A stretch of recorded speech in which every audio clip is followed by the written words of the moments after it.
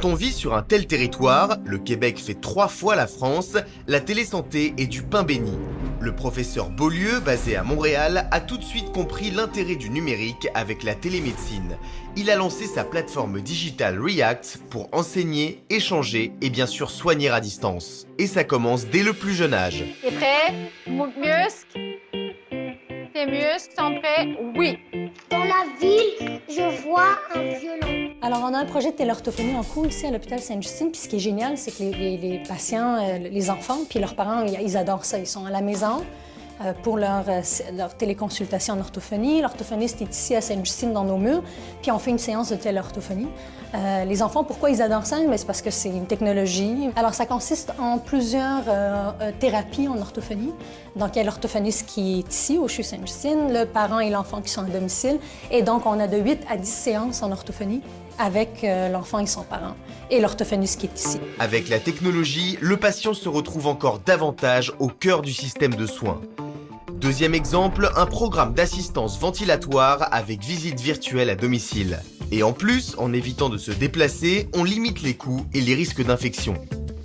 Le patient est responsable de ses soins, doit prendre en charge sa ventilation parce que nous, on n'est pas au domicile avec lui. Donc, au quotidien, c'est lui qui doit tout gérer, la prévention des infections par le nettoyage, le nombre de fournitures qu'il a besoin.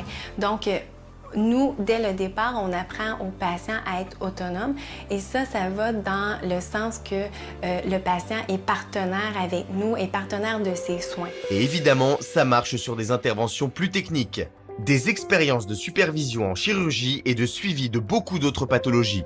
Un exemple concret est les services, l'accès aux professionnels, aux experts. Qu'on parle de personnes qui sont dans les salles d'urgence qu'on doit traiter, la téléthrombolyse est un exemple.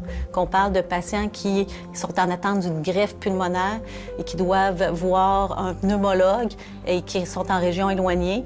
La téléconsultation à distance permet de favoriser l'accessibilité au pneumologue, aux patients. Donc, c'est des exemples concrets d'accessibilité. On fait de la télésanté pour favoriser une meilleure prise en charge par les patients de leur santé. D'autres types de soins, c'est de la téléassistance entre professionnels. Donc, des professionnels qui ont besoin d'être assistés par un professionnel plus expert dans l'administration lorsqu'ils administrent des soins. Pour être plus efficace et bien soigné, le Québec a donc adopté d'un côté la technologie et de l'autre la délégation des tâches. Et une nouvelle fois, le patient est acteur de sa propre santé. Carmen Gingras est diabétique de type 2 depuis 10 ans. Elle se débrouille seule au quotidien. Elle est suivie par une infirmière une fois par trimestre dans une clinique familiale. Plus besoin de voir régulièrement un diabétologue ou son médecin familial qui a fait suivre les ordonnances. Les ordonnances collectives ont été créées pour ça. Le médecin nous réfère le patient, nous délègue ce patient-là, nous autorise à ajuster certains médicaments pour les patients dans le but d'éviter de toujours obligé de retourner voir le médecin afin qu'ils puissent se concentrer vers autre chose. J'ai la chance d'être suivie par une infirmière seulement depuis 6 mois, mais ça fait toute une différence concernant la gestion du diabète. Mon médecin, je le connais depuis 40 ans.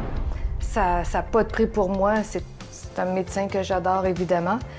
Mais là, je m'aperçois qu'être suivie aussi par une infirmière, c'est assez spécial. C'est la relation femme et femme. J'apprends, je suis valorisée par ça. Je suis très, très contente de ma journée. Une vie bouleversée et simplifiée pour Carmen grâce au docteur Claude Garceau à Québec, qui a eu l'idée de former des infirmières devant le manque de diabétologues dans la province.